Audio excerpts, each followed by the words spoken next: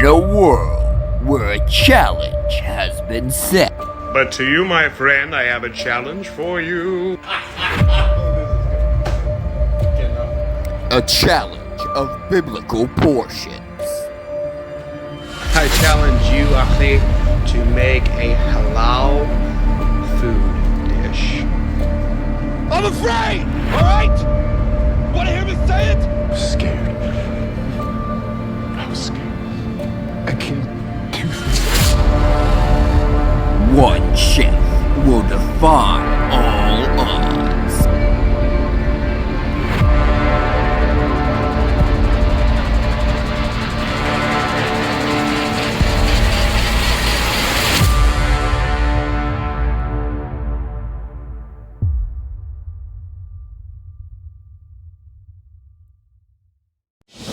Will the messy chef accept this trial? Alright. Hey, welcome back to the Messy Kitchen. And to one person in particular, wa alaikum assalam. Really hope I pronounced that right. That person is Lakum, a good friend of mine and an amazing guy. He gave me a challenge to do a halal dish, which is a Jewish dish, kind of like kosher, but it's a little bit more than kosher. I love this challenge because I have a big passion for Jewish culture. They have some of the most beautiful language. Their mythology is the definition of fortitude. And of course, they have some of the greatest entertainers that we have ever seen have been Jewish, from Don Rickles to Steven Spielberg to even YouTubers like Dan Avidan. And today, I'll be showing y'all how to make one of my personal favorite Jewish cuisines, which, in my opinion, Jewish food should be more readily known because there is so many amazing dishes by the Jewish culture. What I'll be making for you today is my family's corned beef. It's a little different than most corned beef. That's why my brother likes to call it candied corned beef, because it's actually a lot sweeter than your average corned beef. And just like any other recipe I make on here, every last thing I use can be purchased through SNAP benefits. That is food stamps, for those that don't know what that is. At least in the state of Texas, all of this stuff can be bought on SNAP benefits. As you can see here, we have Murphy's Davis corned beef brisket. It's a very delicious one. What we're going to be doing here is we're going to take it out. See, it's a nice cut of meat. You see, you get this packet with it. We will be using that packet. We're going to take it over here to the sink, and we're just going to give it a light rinse on cool water. This just gets off some of the extra blood and preservatives and such. It's a really nice, good red piece of meat. Now, there isn't that much fat. You want to get one with a lot more fat than I got, but it is also outside of season. You usually give corned beef more around St. Patrick's Day. So, but despite that, it's still a very good cut of meat. You can see, you notice that there's a lot more fat on this side than this side. That's going to be important later on. So we're going to take this, and we're just going to put it straight in the pot, just like that. Okay, so first off, I wanted to point out that you're going to want to put your meat fat side up. This will ensure that the fat doesn't get scorched, and it makes sure that it can cook in and really tenderize that meat. Tender it so much that it could end up in Tender Village. That's an Earthbound joke that probably only I'm going to get. Anyway, let's move over here to the veggies. So, you're going to be adding one white onion or yellow onion, either is fine. You're going to quarter it into fourths and just throw the pieces in there like that. You don't even have to separate it out that much, because it's all going to boil together. Next, you're going to take 7. You can use less if you don't really like bay leaves. You can use a little bit more if you like more. You're going to take 7 bay leaves. I like to give it one good crunch just to make sure they're good and broken up. And you're just going to throw them right in there with everything else. You want to kind of try to avoid putting it on the very top, because our water is not going to go all the way to the top of the meat. Next, you're going to add 5 cloves of garlic. And for those that don't know, camera lady, to do garlic, see the paper is still on and everything. All you do is you take the blade, the flat side of it, put it down, one good punch. That's all you need. And then you see, it'll just peel off just like that. Look at that. And then you can just throw that whole clove in there. And so then the last thing we're going to be adding to this, oh, and if you get one of these seasoning packets that come with it, most of them do, go and sprinkle that in there as well. It'll just add a lot of extra flavor. Now then, the last thing we're going to do, get a little bit of that seasoning in there from when the package fell open. The last thing we're going to add is ginger beer. Now, my original recipe, the family recipe, originally calls for just domestic beer, like Miller or Budweiser. But, because this is a halal meal, we can't use alcohol. Also, SNAP benefits, you can't buy alcohol. So, ginger beer will work just as well. This is more or less just to tender it. It doesn't really flavor it that much, but the flavor it will add will be delicious. So just pop it open and pour it right in there, just like that. Feel free to bathe the corned beef in it. That fizzling and everything is fine. All that will cook out. Alright, look at that. That already looks delicious. Now, we're going to take this whole thing and we're going to go to the sink with it. And we're just going to put it in there. And again, cool water. All you're wanting to do is come in just barely to the top. You're not actually wanting to cover the meat. You're just going to want to bring it barely to the top. So about, let's see, I'm going ahead and breaking up this onion while I do it. So about that much. You want to leave the meat a little bit exposed. Otherwise you get too much water in there. And then we're just going to go straight from here over to the stove. We're going to place it on the Messy Kitchen Messy stove. Put the lid on it. And then we just set it on a low heat with the lid on. And just leave it like that for 3 hours. Now for me, this is the hardest part. Because those smells will fill up your kitchen like nothing else. And it'll bring every urge in you not to just pop that lid open and give it a check. But you're going to want to let it sit without touching it for 3 whole hours. And after those 3 hours, we'll be back to show you the next step. And we're back. So, we let it sit for 3 hours. What I forgot to mention is while we do it for 3 hours is because your average package is going to have about 3 pounds of meat in it. And you want to do an hour for each pound. So if you end up getting one that's 2 pounds or less or more, you're going to want to do it for that time. So if you do 2 pounds of meat, you're going to want to do it for 2 hours. If you do 4 pounds of meat, you're going to want to do it for 4 hours. As I'm sure you get the idea from there. So, now that it's done, now that we're going to see if it's done, we're going to open it up. Oh, that's gorgeous. That's exactly what you're looking for right there. Now you see how tender it is and everything? Can even try to pick it up there to show y'all. See, doesn't that look nice? Isn't that beautiful? Now, we're going to take it. And we're going to cut off a little piece of the fattest part. You can see if you can cut through it. Oh, that's cutting perfectly. You see. This, hold on. This is what you're looking for. It'll still be pink, but that's just how the corned beef is. That does mean it's done. So then we're going to check to see if it's tender. And if it's happy dance tender.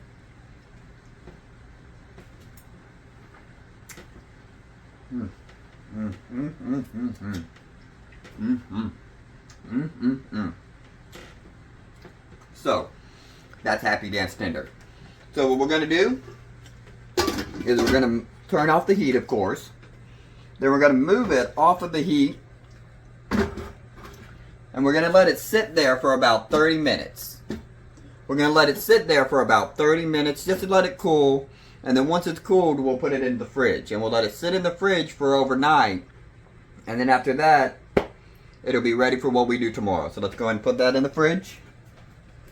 Hey guys, future Messy Chef here. I wanted to point out that I noticed when rewatching the videos, I didn't leave it out for 30 minutes. It may look that way, but I actually did. After I put it in the fridge, I took it back out and left it on the counter so that it wouldn't stay in the fridge for that 30 minutes. The reason you don't want to put it right in right away is because that heat will get trapped in the fridge and it can warm your fridge up and ruin everything in your fridge. So I wanted to make an extra little video to splice in here to tell y'all that you definitely don't want to put it in right away. You do want to let it sit out for 30 minutes or else you'll have a chance of ruining everything in your fridge.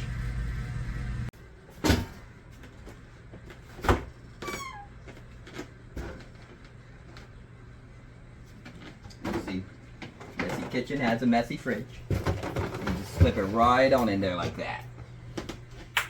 And then, we're just going to close the fridge. Grab our favorite chair.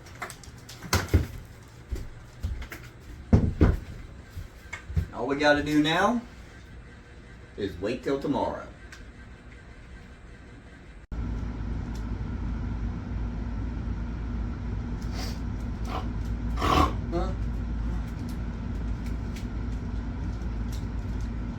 Oh yeah, cooking. Alright, so now that we're good and woken up, had our coffee and everything, we're ready to make the glaze. So what you're going to do is you're going to take 1/4 a cup of mustard. I like to use stone ground mustard, not only because it's my favorite mustard, but because all those little stone ground seeds in there, that'll really give a good texture and visual look to the glaze. So we're going to take it over here, and we're just going to put it in a bowl, and we're going to add everything together. You're going to want to add your stone ground mustard, 1/4 a cup of that. You're going to want to add 1/4 a cup of brown sugar, 1 clove of garlic. I chose a big clove because I love my garlic. And 1/4 a cup of your ginger beer. You're going to pour all that in together, and you're going to mix it up till it all dissolves together. Good solid mix. Now what you're looking for, the consistency you're looking for, is thick enough that it glazes on it, that you can thick enough that you can coat it onto your corned beef, but thin enough that it isn't too difficult to coat. This is actually the perfect consistency of what you're looking for. So you see, you want it to where you can pick it up with your fork and it just kind of drips off like that. That way, whenever you go to put it on the meat, it'll be just that nice. Camera lady, let's get a zoom in of that glaze to show them how it looks. Yeah, nicely done, you see. So that's what you're looking for. And you see how that stone ground gives that, gives you steel full seeds? That'll look really pretty whenever we go to put the glaze on the meat. Alright, now that we let this cool overnight, open it up and you see getting a little bit of a murkiness, a little bit of fat is sitting in there. That's all fine. That'll all cook off whenever you go to bring it to the grill. So you're going to take it, just pull the whole thing out, set it down, and we don't need this anymore, so let's put this out of sight and out of mind. So now you're just going to take your corned beef and just drizzle this right on top. Just drizzle it right on there. I like to do half of it at one point, so I can sit there and just kind of do this. If you have a basting brush, it's a lot better to use one of them. You just want to put it on there. Make sure you get every little nook and cranny. If you don't have a basting brush, the good Lord gave us one himself. So all you're going to do is take your hands and just rub it all in there. Just get it all in there. Flip it over. Do the same thing on the other side and just coat it in that. And just rub it in there with your digits. I don't know about everyone else, but I love the feeling of these sort of things. It's almost therapeutic for me. Now it's okay if it doesn't just stick to it. That's completely fine. You're just getting a little coating on it. So just do it a few times till you feel confident that it's a nice glaze on it. You're gonna flip it back over. Gonna just keep adding that on there until you feel it's good enough. Feel free to scoop it and put it right back on there. And we're just gonna let that sit while we go ahead and get our grill started. Alright, now that we got the glaze on, the next step is go ahead and put it on the grill. So what we're gonna do is we're gonna take it and just plop it right in the middle of the grill. Now if you're using a propane grill, you're gonna wanna do it for a medium heat. But us charcoal grillers, we kind of let God decide our temperature. So you're just going to leave it on there on even coals and go ahead and shut it and leave it there for about 15 to 20 minutes. After that time, we'll come back and check it out to see how it looks. All right, now that we let it sit for that 15 to 20 minutes, let's give it a check. Yeah, that's exactly what you're looking for right there. You notice how there's some good caramelization on it. You can even hit it with the tongs and it doesn't come off. And you look at the bottom of it or to the side, you see how you get that blackening? That's exactly what you're looking for. You want to keep in mind that it's already cooked. So all you're doing is caramelizing it. All you're doing is getting that glaze to stick. So once you get that nice blackening around the edges and a good coat on top, you're ready to take it off. So we're going to take it and put it right into our dish or whatever we're using. I like this Pioneer Woman casserole dish myself, so I like to use it. We're going to bring it inside and just let it sit like this for 30 minutes so it can cool down, and then we'll go ahead and cut into it and see how it tastes. Okay, so now that we let it cool for a good 30 minutes, you want to be able to make sure you can get a good grip on it, and you're going to want to hold it on the side so you're not messing up that glaze too much. And we're just going to cut into it. You kind of want to tilt your blade a little bit to give it a nice visual. And yeah, that's exactly what we're looking for. Right there. I'll bring one up to you, camera lady, so that they can see. See that? That's what we're looking for right there. Where you can pull it apart, but it still has some good give to it. That's fantastic. And so while I'm cutting this, let me give y'all a little story. This is like I said, a delicacy in my family. We make this every St. Patrick's Day. The reason we make it on St. Patrick's Day is because a lot of Irish immigrants, when they were first coming over to America, were not liked because, well, just like nowadays, there was prejudice against Irish culture. There was prejudice against immigrants. And so because of that, a lot of the butchers and markets wouldn't serve Irish immigrants.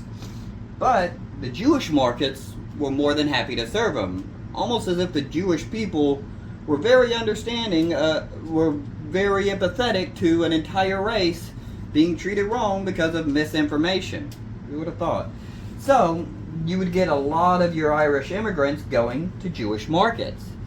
And so because of that, they started developing their own corned beef recipes based off of the, information they get from Jewish markets. And so this became a staple around St. Patrick's Day for a lot of Irish homes. And so because of that, I tend to eat this around St. Patrick's Day with a little bit of corn, with a little bit of coleslaw and soda bread. And if y'all want, I'll show y'all how to make both of those as well. So, let's go and give it a taste, see how it turned out. Get another little happy dance in there for that. Yeah, that's good. Oh yeah. You get that sweetness of the glaze, and it mixes with the savoriness of the corned beef so well that it's just a perfect blend of both together. This was a really great challenge. I have to thank Yakum for it. And to Yakum and the rest of my Jewish viewers, I just gotta say, es Gesundheit. Eating good health to the rest of you. And if this is your first time watching me, I really appreciate it. I would really love it if you gave me a comment. Let me know how this turned out for you. For those of you who haven't yet, please go into Yakum's page. Give him a like and follow. He's a really great guy. He really deserves it. And this was a really fun challenge. Please let me know what y'all think. And send some love to me and all those you know.